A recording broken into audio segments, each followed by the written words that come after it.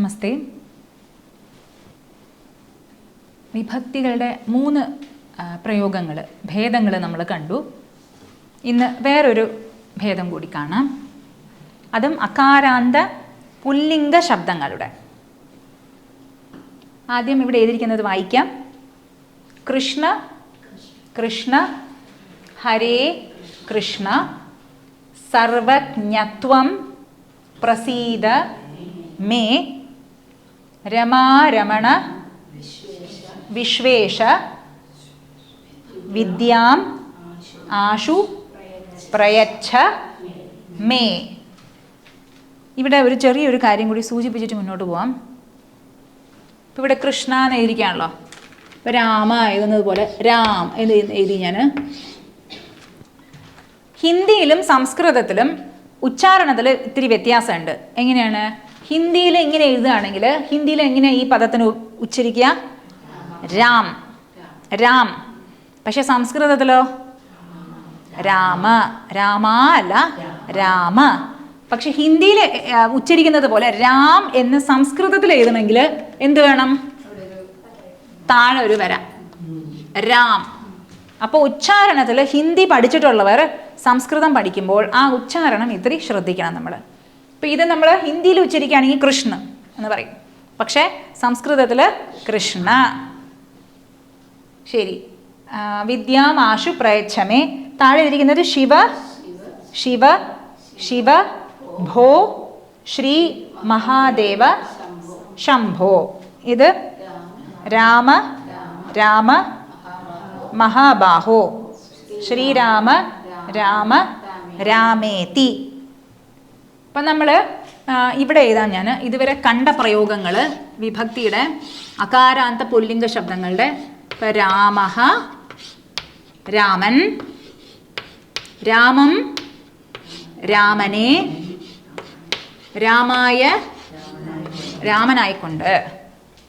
ഇനി അടുത്തത് നമ്മൾ പഠിക്കാൻ പോകുന്നത് രാമം എന്നുള്ളത് തെളിഞ്ഞു കിട്ടുന്നുണ്ടോ? ഇവിടെ രാമം എന്നുണ്ടേ, രാമം. ഇവിടെ ഈ വിസർഗം എടുത്തു കഴിഞ്ഞു, അപ്പോൾ രാമ എന്ന് മാത്രമേ ഉള്ളൂ. അതിൻ്റെ അർത്ഥം എന്താണ്? സംബോധന ചെയ്യാണ്, വിളിക്കുകയാണ്. സംബോധന എന്ന് പറയും അതിന്. കൃഷ്ണ എന്നാണ് ശബ്ദം. ഇവിടെ കൃഷ്ണ, അപ്പോൾ കൃഷ്ണനെ വിളിക്കുകയാണ്. അല്ലയോ കൃഷ്ണ. ഇതും കൃഷ്ണ. ഹരേ, ഹരേ. അത് അകാരാന്ത പുല്ലിംഗ ശബ്ദമല്ല, പക്ഷെ എന്നാലും ഇവിടെ പറയാം. അതിൻ്റെ മൂലപദം എന്താണ്? ഹരി, ഹരി. കൃഷ്ണനെ വിളിക്കുന്ന കൃഷ്ണന്റെ വേറെ പേര് ഹരി. അപ്പോൾ ഇകാരാന്ത പുല്ലിംഗ ശബ്ദമാണല്ലോ ഹരിഹി എന്ന് പറയുമ്പോൾ ഇകാരാന്ത പുല്ലിംഗ ശബ്ദം. അതിൻ്റെയും വിളിക്കുക എന്ന് പറയുമ്പോൾ ഹരേ, ഹരേ എന്നാകും. ഹരിഹി എന്നുള്ളത് ഹരേ എന്നാകും. കൃഷ്ണ. ശരി. അത് കഴിഞ്ഞിട്ട് നമുക്ക് ഇതിലേക്ക് പോവാം, അവിടെ പിന്നെ പോവാം. രമാ രമണ. ഇതും സംബോധനയാണ്. രമാ രമണ. രമായിൻ്റെ രമണൻ, രമയെ രമിപ്പിക്കുന്നവൻ, രമാകാന്തൻ. ഇവിടെയും വിസർഗം ഇട്ടിട്ടില്ല, അപ്പോൾ അതിൻ്റെ അർത്ഥം അത് വിളിക്കുകയാണ്. വിളിക്കുക എന്ന് തന്നെ നമ്മൾ സംബോധന ചെയ്യാണെന്ന് പറയും. സംബോധനം.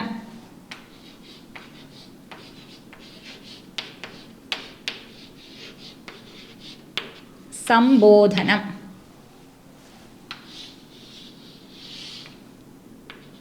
സംബോധനം. അടുത്തത് വിശ്വേശ. വിശ്വത്തിൻ്റെ ഈശ്വരൻ വിശ്വേശ. അവിടെ ഞാൻ 2 വിസർഗം കൊടുത്തിട്ടില്ല, അപ്പോൾ വിശ്വേശ, അല്ലയോ വിശ്വേശ. ശരി. പിന്നീട് ഇനി അർത്ഥം നോക്കാം നമുക്ക്. കൃഷ്ണനെ വിളിക്കുകയാണ്. കൃഷ്ണ കൃഷ്ണ, ഹരേ കൃഷ്ണ, രമാരമണ വിശ്വേശ. ശരി, വിളിച്ചത് മതി. എന്താ വേണ്ട എന്താ വേണ്ടത് പറയൂ.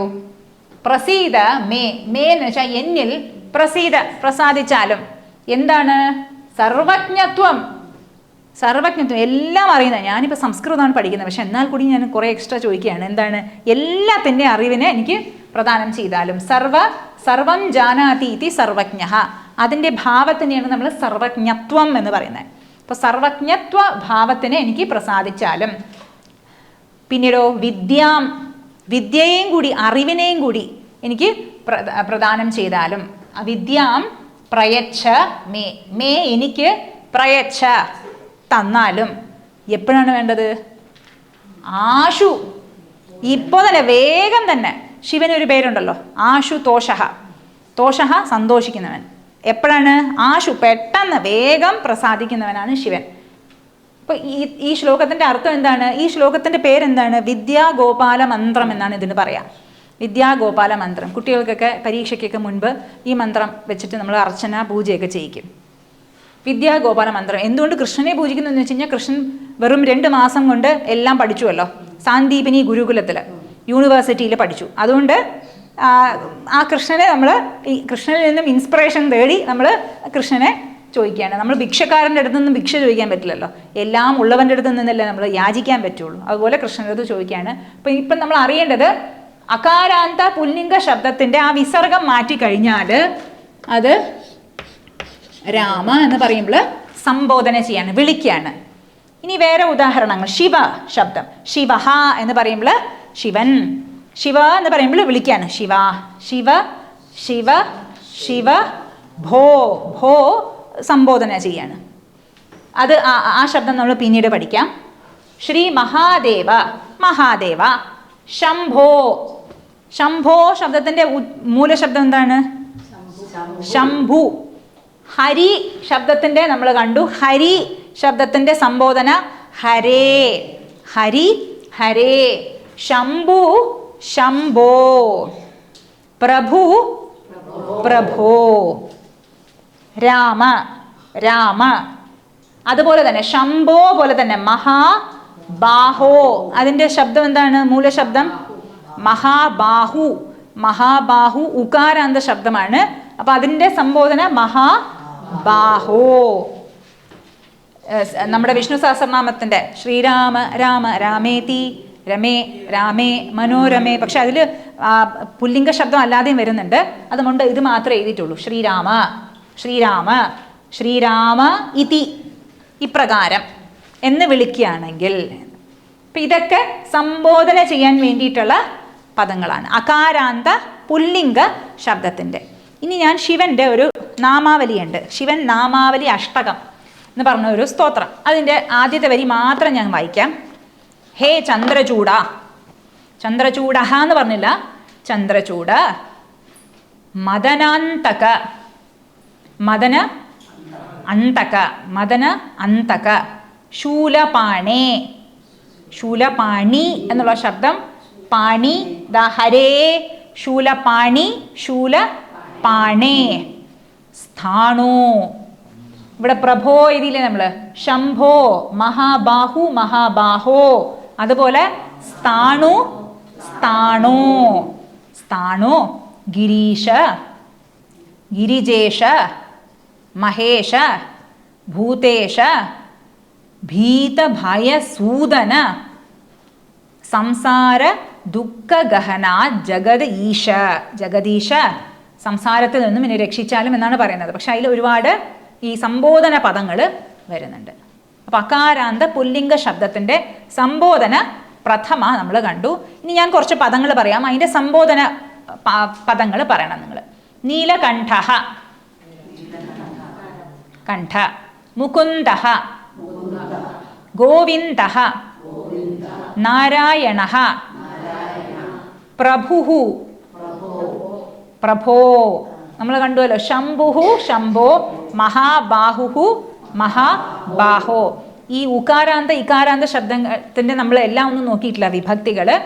സംബോധന മാത്രം ഇപ്പം ജസ്റ്റ് ഒന്ന് കണ്ടുപോവാം. വാമദേവ രുദ്ര പിനാകപാണി. പിനാകപാണേ. ഹരി ഹരേ. ശൂലപാണി ശൂലപാണേ. പശുപതി പശുപതേ. ശങ്കര ശങ്കര. നന്ദികേശ നന്ദികേശ. ശർവ ശർവ. പ്രമഥനാഥ പ്രമഥനാഥ. വിഭു വിഭോ. ഗണേശ ഗണേശ. വിശ്വരൂപ ദീനബന്ധു ദീനബന്ധോ. ശരി, അങ്ങനെ അവസാനത്തെ പദം ഓർത്താൽ മതി. അകാരാന്ത പുല്ലിംഗ ശബ്ദങ്ങളുടെ രാമഃ ശബ്ദത്തിൻ്റെ രാമഃ, രാമം,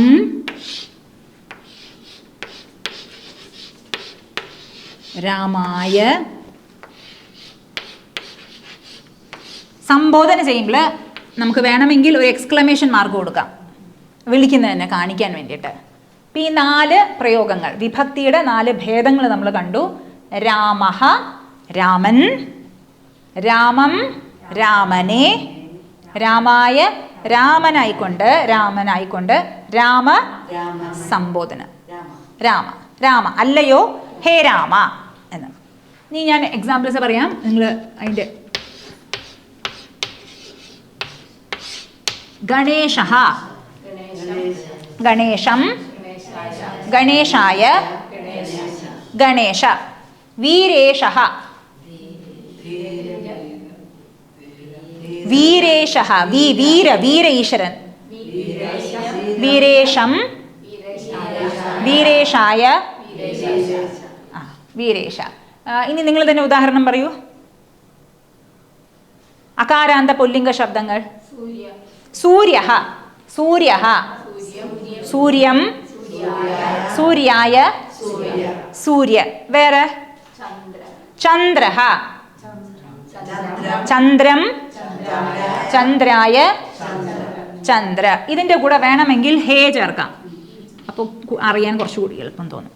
ഇനി ഉകാരാന്തത്തിനെ നമ്മൾ കണ്ടുവല്ലോ, സംബോധന മാത്രം കണ്ടു. പ്രഭുഹു ശബ്ദത്തിൻ്റെ സംബോധന എന്താണ്? പ്രഭോ. വിഭുഹു. വേറെ ഉദാഹരണങ്ങൾ? ശംഭുഹു, ശിശുഹു, ശിശോ. വേറെ ഒന്നിൻ്റെ കൂടെ നമ്മൾ പഠിച്ചു. ഹരിഹി, ഇകാരാന്ത ശബ്ദത്തിൻ്റെ സംബോധന. ഹരിഹി, ഹരേ. വേറെ ഉദാഹരണങ്ങൾ? കവിഹി, കവേ. ശൂലപാണിഹി, പിനാകപാണിഹി. വേറെ എന്തെങ്കിലും ഇകാരാന്ത ശബ്ദം ഓർമ്മ വരുന്നുണ്ടോ? ശശിഹി, ശശേ. ഇകാരാന്ത കറക്റ്റ്, അത് തന്നെ. അപ്പോൾ ഇത്രയുമാണ് നമ്മൾ വിഭക്തിയിൽ ഇത്രയുമാണ് നമ്മൾ ഇതുവരെ പഠിച്ചത്.